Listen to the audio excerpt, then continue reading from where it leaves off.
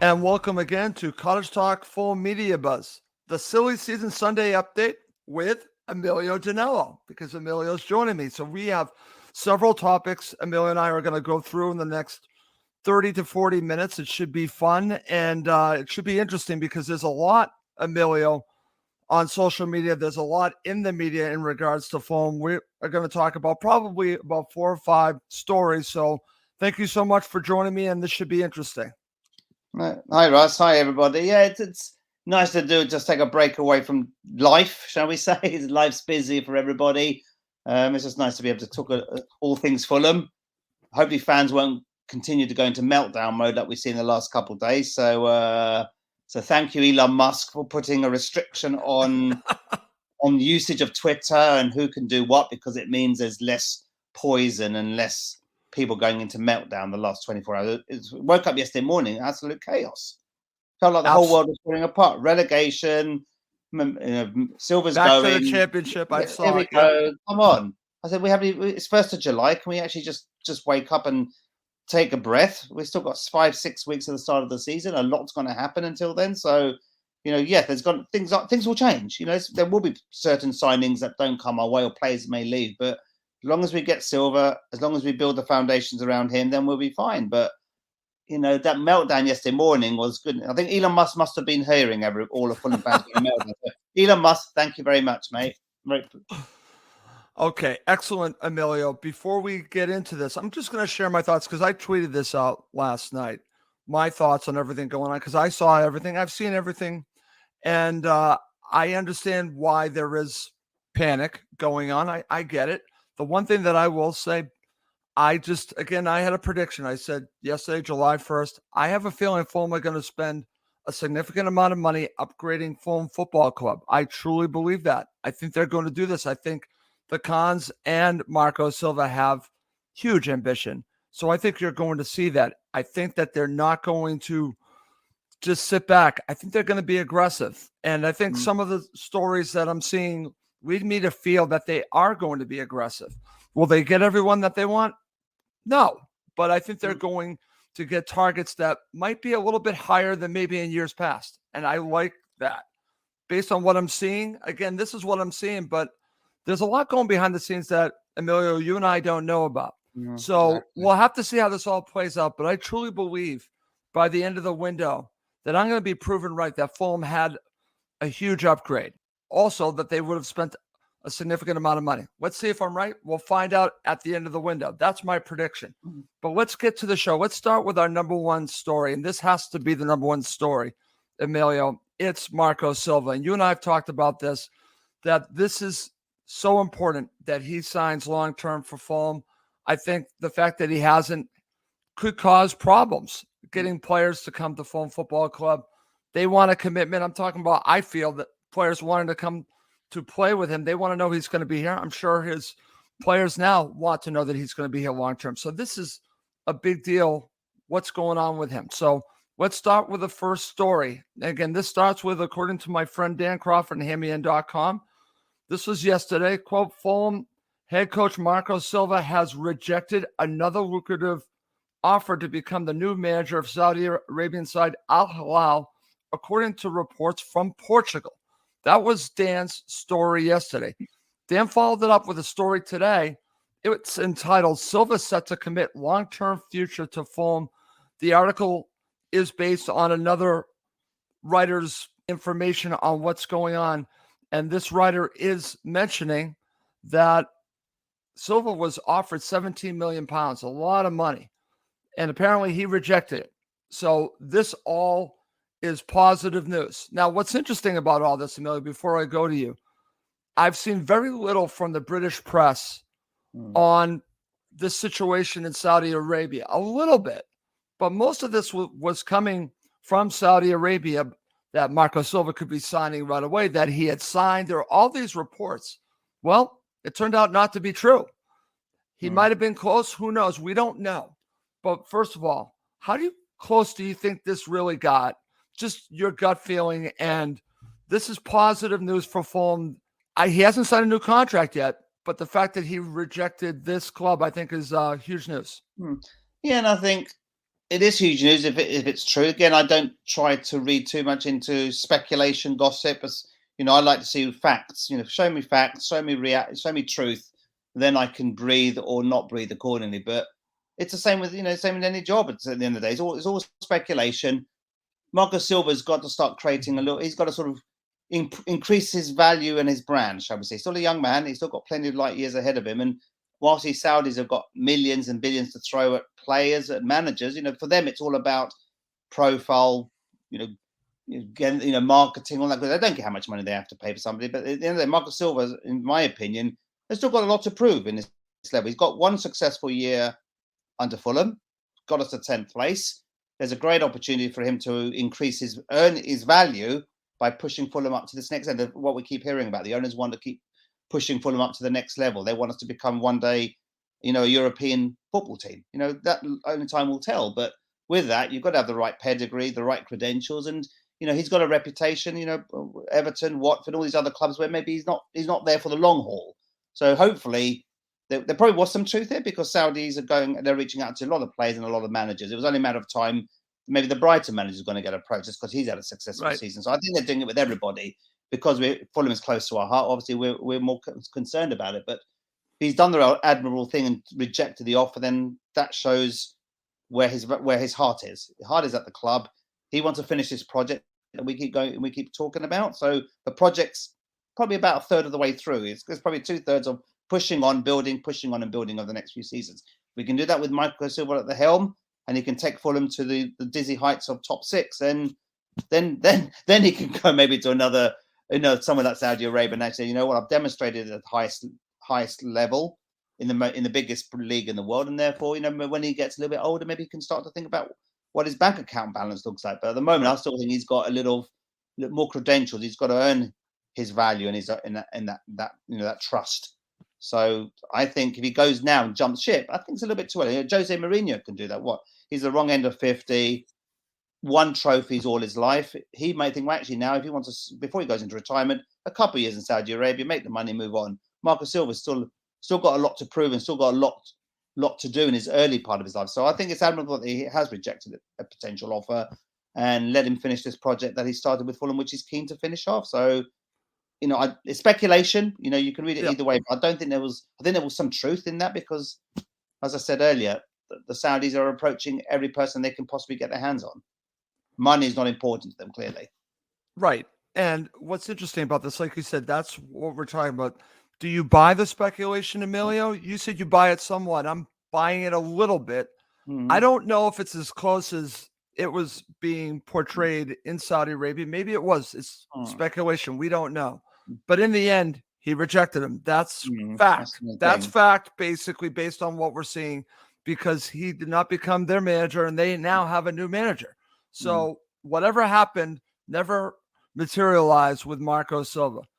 Was he offered that? Like you said, probably because they're offering everyone of high caliber these huge, massive contracts. And thankfully, if it's true that he rejected it, that's great. And he can concentrate on Fulham. The next step, as we're talking about, Emilio, I'm going to keep saying this. The Khans and him have to come to terms, and they have to really extend him. Now, I don't know what the holdup is on this, but I think it might have to do with maybe Marco needing to see that players are coming in the door. But like I said, it's a double-edged sword, Emilio, because I think players are going to question should they come until he signs. So let's hope that this gets done sooner than later. I think you would agree with me on that he signs an extension. Yeah, absolutely. First of July date is always psychologically the date when teams start to make their transfers. Obviously, we traditionally don't always go in there early, do we? I think Scott Parker got the job early, so Khans come and get Marco Silva's contract done early, sign it up, so we can then start to build. We've got an international tournament, coming up at the end of the month. These friendlies, so it'd be nice if we've got some of these players extended, new signings starting to gel with the team. I don't want to get all these new transfers into week 2, week 3 of the season. We need to get them in now. So the preseason training is going to start very imminently. We've got to get them through the door, start getting them in the door now. Otherwise, I think we're going to miss a trick again, like we do every season. So yes, we'd started very well last season. I think it was that sort of that momentum, right? Promoting from the championship, but we didn't have the greatest end to the season last year. And all this, if there's all this speculation hanging over our head going into the end of July, August, and that's gonna cause alarm bells, and which is why you saw that a meltdown with some of our fans yesterday. Yeah, absolutely. So if Tony and Shahid are listening, or anyone else associated with the club, just try to get this thing done, because the quicker you get this done, I think the business you want to do, I think everything's going to move quicker. So please get it done, and we can move on. But as you said, it's July 1st. It's start to think about stuff like this, but I still believe that they're going to get stuff done. But it all kind of centers around Marco. That's where it starts for me, and you agree with me on that, my friend. Okay, absolutely. Let's go to our first piece of speculation, and well, it's a little bit more than speculation because he has not signed a new deal. So let's talk about the situation with Willian. This has been in the media the last couple of days. This is according to Team Talk. So according to them, they can now reveal that Fulham's refusal to give Willian a 2-year deal is the reason behind that failure to agree an extension, unquote. So, Emilio, I've seen a lot of talk about this. I've also seen other reports that he still could be open to signing with Fulham. I've seen that possibly Crystal Palace could be interested. First of all, do you buy the story? And secondly, if it is true, do you agree with Fulham for not offering him 2 years, or do you disagree? Yeah, I think there is truth to that. I think part of it, I think the Marco Silva situation hanging in the air is probably partly influencing that. It's not the main rationale for that, but I probably can appreciate maybe Fulham only wanting to give him a 1-year deal. I don't disagree with that. I think it's Fulham again. It's about Fulham being brave and courageous. If you look, Willian had a great season. He proved everyone wrong, including myself. I was his biggest critic when we first were linked with him 12 months ago, and he's done amazing, and he's, some of the goals and some of his distribution and plays is incredible. You just got that. He's got that pedigree that we need and experience. So letting him go for the sake of a year's contract, I think is foolish and short-sighted. If you want to keep pushing on, you need to balance new players that are coming in who haven't played at this level, who haven't played in the Premier League. That's going to be crucial.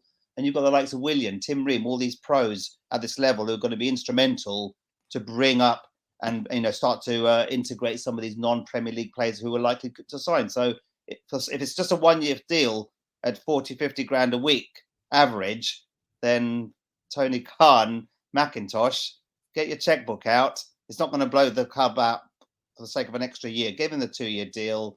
He's going to bring more than just performances on the pitch. He's going to bring you that experience in the dressing room, that that camaraderie, that leadership that we need, especially when you integrate players. So if it's not going to be, it's not going to be. But it'll be disappointing because we've given him the chance to resurrect his career in the Premier League, and in comes the likes of Crystal Palace or West Ham and come and nick him or poach him away from us, so to speak.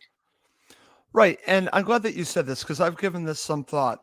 And at first blush, I understand why you would only offer the 1-year deal, Emilio, because of the age, right? He's going to be 35, so you're asking a decent amount here. However, like you said, I don't think the wages are going to be out of control.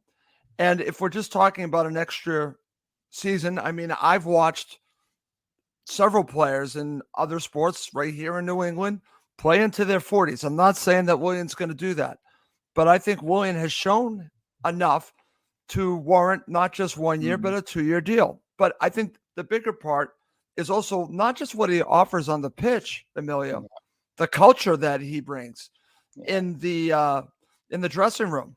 That to me, I think is huge. I think what he offers to his teammates and building an identity with Fulham, I think is very valuable. So is he the same player that he was when he played for Chelsea? We know he's not, but I think he offers a lot more. And I think that it's not just limited to on the pitch. I think it's what he offers as a teammate. Yeah, it's all that leadership he brings. Right. For me, it's if we're going to bring in more depth in the squad who are not used to playing in the Premier League, you need to have experience at this level in your squad.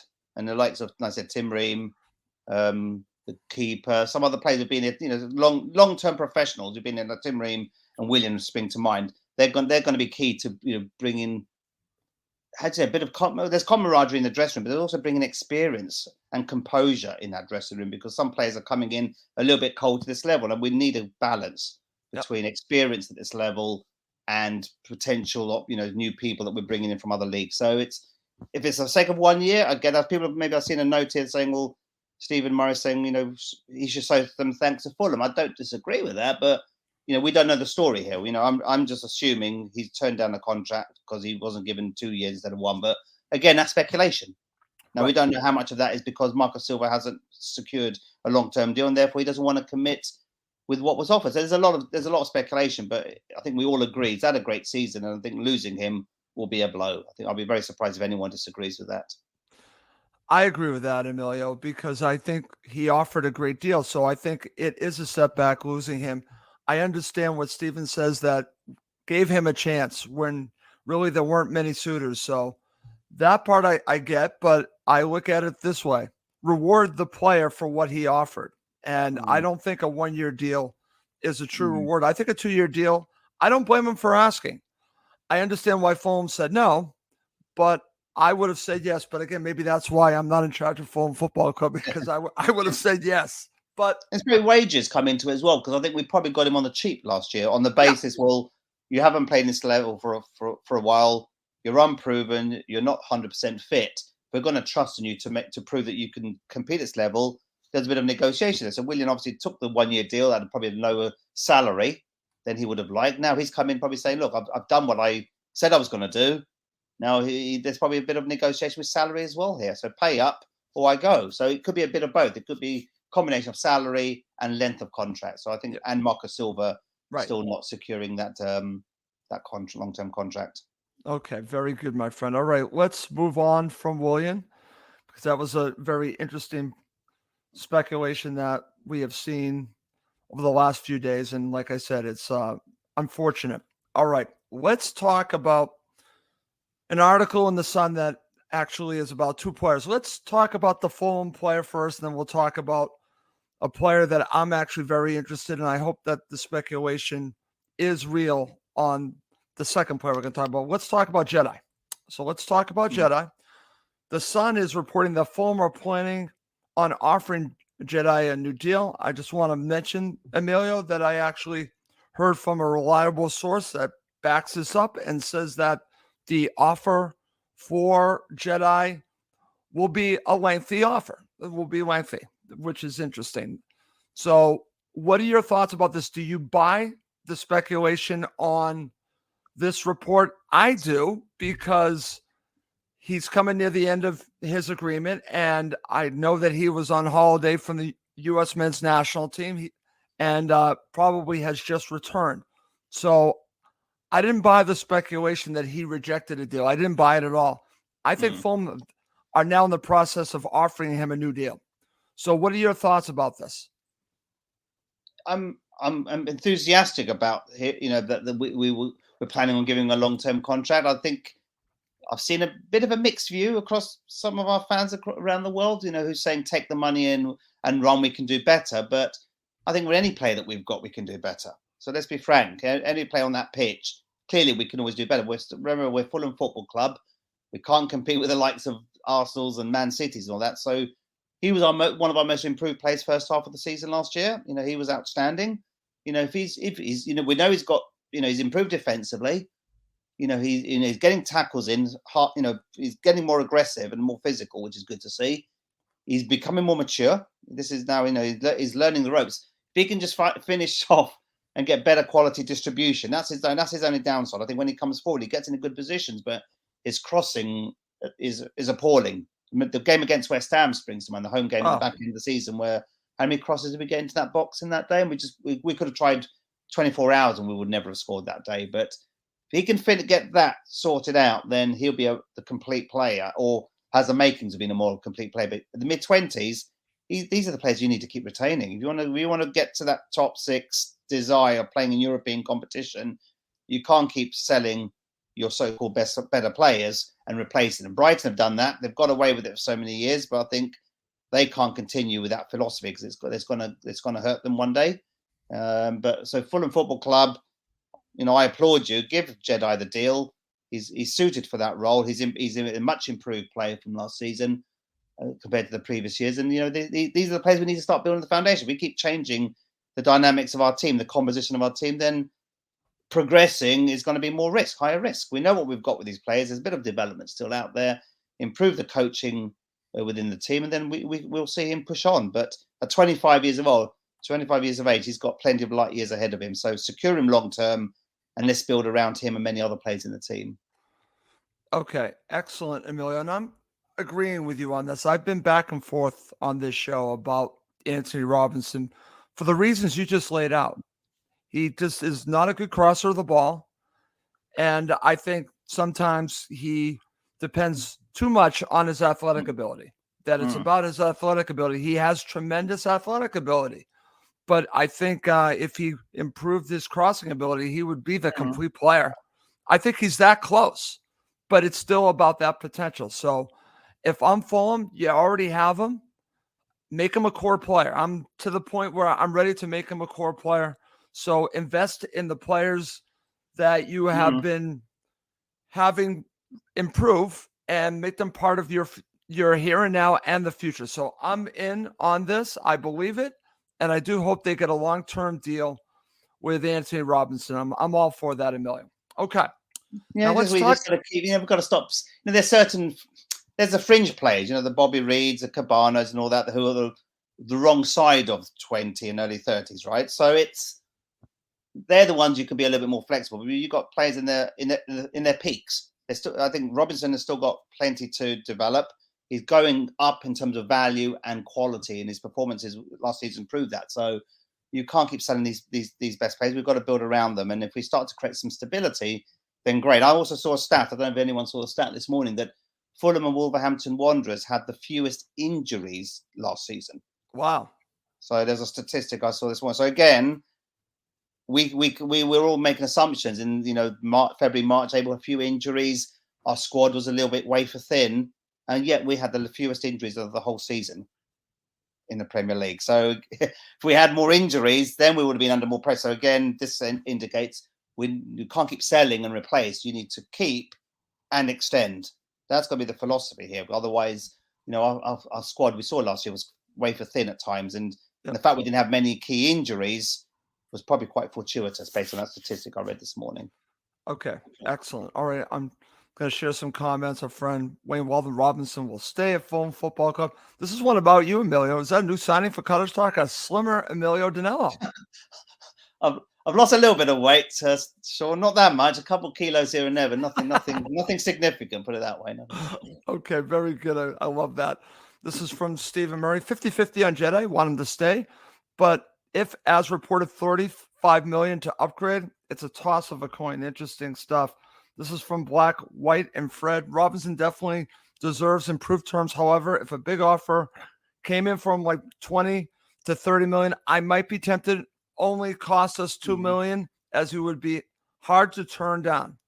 Well, that makes sense, Emilio, but still, I know that the investment is small, but I keep going back to it.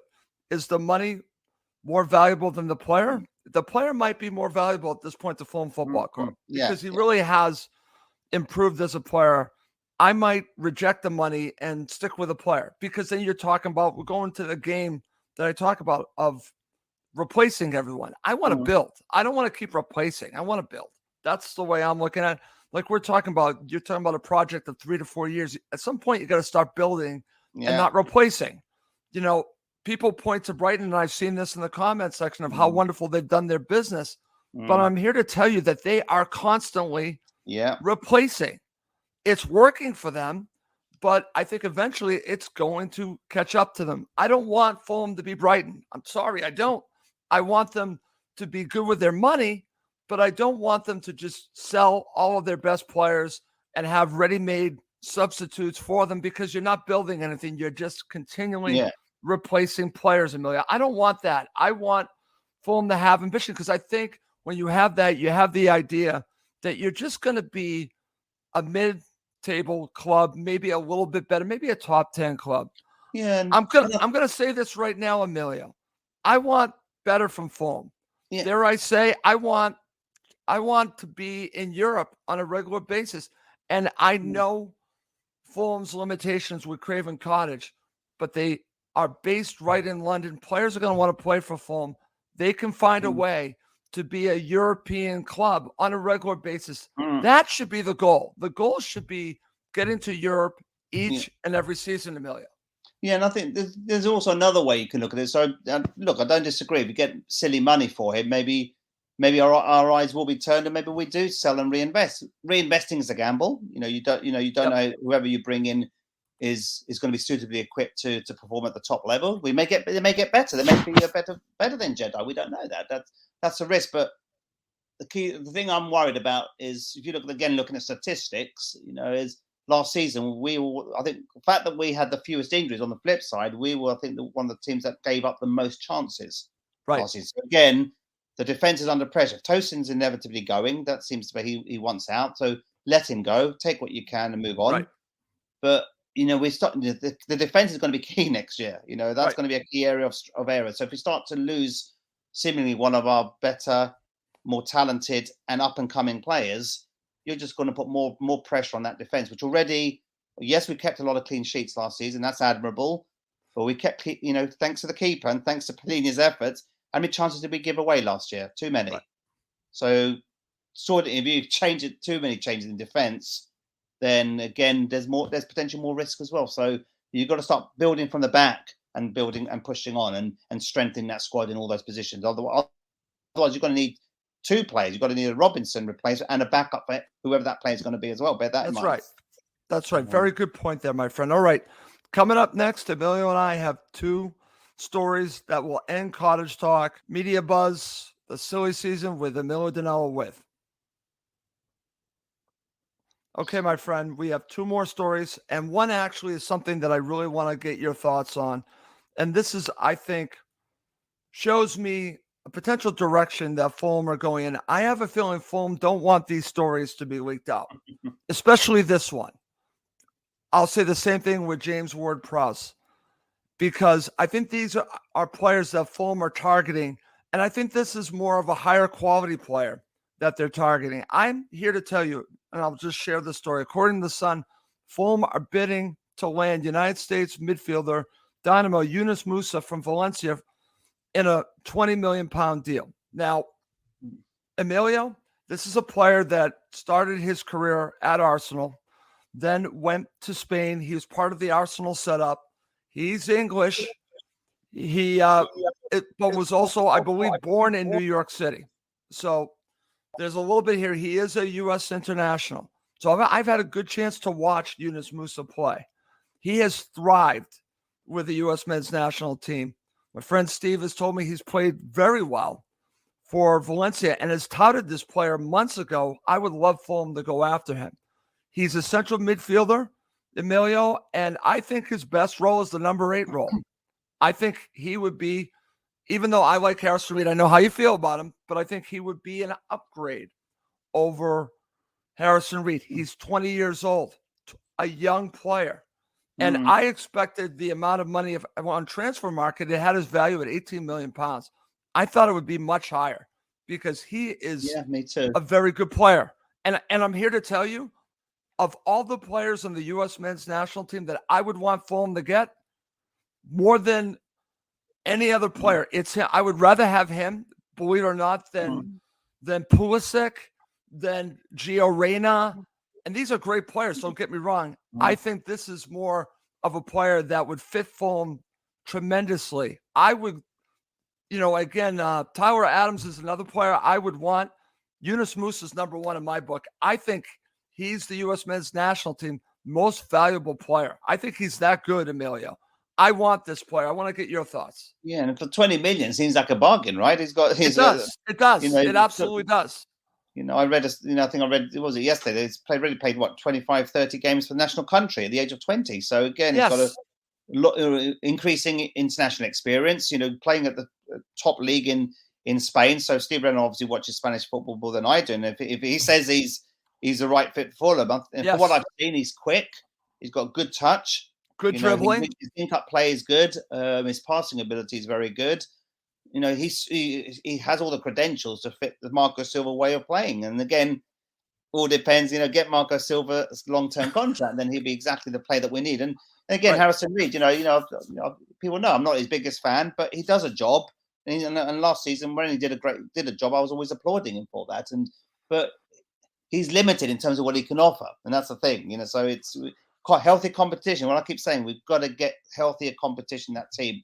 If we're bringing in youth, experience at the international level, keep the Willians, the Tim Reams there to build, like we said at the beginning of the show, then this is all about the next 5 years. Fulham have got to build not for next year, for the next 5 years. There needs to be a 5-year plan. But the initial plan was stay in the Premier League. We've done that and done that comfortably.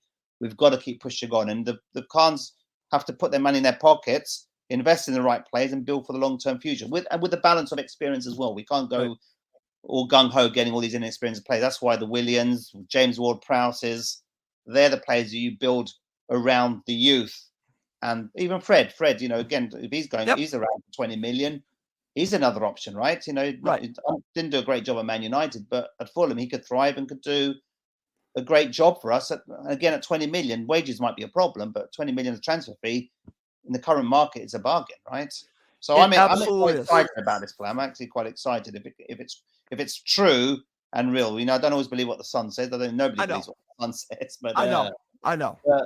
Ultimately there must be some truth in it, and I think there is, Emilio. And the other club rumored with him is AC Milan. The only issue I have, and it goes back to the James Ward-Prowse situation, and even Fred, is I don't like the fact that Fulham's targets are getting out in the media, because I think that allows other clubs to get involved. And I think that Fulham do their best to keep things pretty quiet. I don't think they would want this out there, to be honest with you, but it got out there. So we shall see. I actually believe the speculation. It makes too much sense for me. And knowing you the way I know you and the situation with Harrison Reed, you want a more dynamic player in central midfield. This is your player, my friend. This is what that you've been telling me you would want. He's offering that little extra that Harrison Reed doesn't. He does all the other work, but he has that dynamic quality that you are looking for. He has it. And Harrison Reed, like I said, fantastic job last season. And like I said, not being his biggest fan, I'll give him the credit where he deserves. But if that style of football, his game plan isn't on top of his game on that particular day, he doesn't offer very much else. And that's why we can't. We need healthy competition for players. And this person, you see more than I have, and Steve Reynolds as well, is more rounded and more robust, and can offer more than just those sort of Harrison Reed credentials, shall we say. Then clearly it's going to be the best for the club. But also rotation is going to play a part next season as well. Right. We want to be able to healthily rotate rather than rotate when we have some injuries, or we've got a wafer thin squad and we have to trust with the players that we've got. So if you're going to be successful teams rotate players in key games. You can't keep playing your same 11 week in, week out. And we got away with it based on that statistic that we had the joint lowest injuries last season in the Premier League. You can't get away with that year in, year out. So depth of squad is critical for next season. Okay, excellent. Talk about depth of squad, my friend. To end the show, let's talk about Bobby Decordova-Reid. According to the Telegraph, Fulham want to tie Bobby Decordova-Reid down to a new deal. Now, what's interesting about him, he is a squad player. He is depth, my friend. Would you do this? Yeah, he's the one I wouldn't. I don't see him as a starter next season. Again, if we don't have ambition and building, we shouldn't use him, regularly like we did last season. He does a job. He's got a knack of picking up goals. We know how versatile he is and what he offers to the team. He knows the culture. He's got the experience. Again, about the balancing of new players, young players, and experience. Give him the new deal because we know how versatile he is, and he's somebody you want to keep on the bench to come and make a difference when you're 1-0 down. You're trying to chase a winner because he can play in various different positions. But you can't put a price on experience, and he's done that. He's done it for a few seasons for us. So give him maybe a couple-year extension to his contract, and we'll create some versatility and depth in that squad. But he's not good enough to be starting next season, as far as I'm concerned. We've got to push on and build on, and sympathy needs to somewhat go to one side. And if you've got to be a little bit more assertive as owners and manager of the club. You want to push on certain players, applaud them for what they've done, but there's got to be a recognition that we need to create and improve the quality of the job. But give him the contract. I would give him a contract extension for sure. I agree, Emilio, and it goes back to what you just said. You still need players that are going to offer you the culture to continue.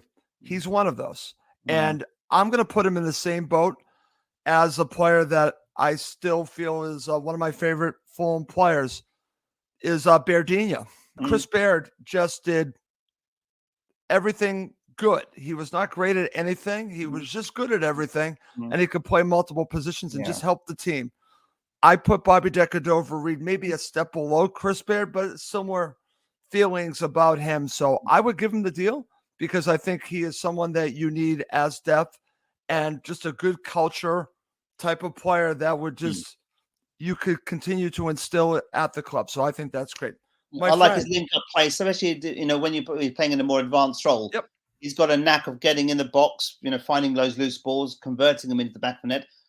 Getting free kicks and penalties around the penalty area, in the penalty area. So he's got a knack of, because he's got a bit of pace there, playing for those 20 minutes. When you've got 20 minutes left in the game, stretch those tiring defenders and your opposing defenders, and play him in the box. Try to win those free kicks and penalties. And that's when you're going to get more productivity. But like I said, he's got a knack of picking up the odd goal here and there. So that's crucial. That's crucial. Okay.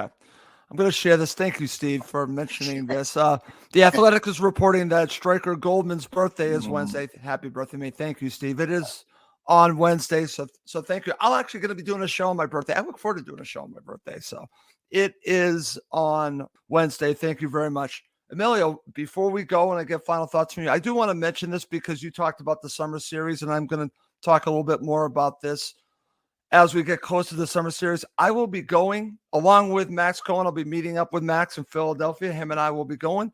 And we're also going to be part of a live show of Fulhamish in Philadelphia. We'll have more details soon on that, but I will be part of that along with Max Cohen. We're excited to meet all the Fulham supporters, and we'll share that once we have more information on that show. That's going to be a live podcast of Fulhamish, and Max and I are going to be a part of it, and we look forward to doing that. All right, my friend, before we go, final thoughts.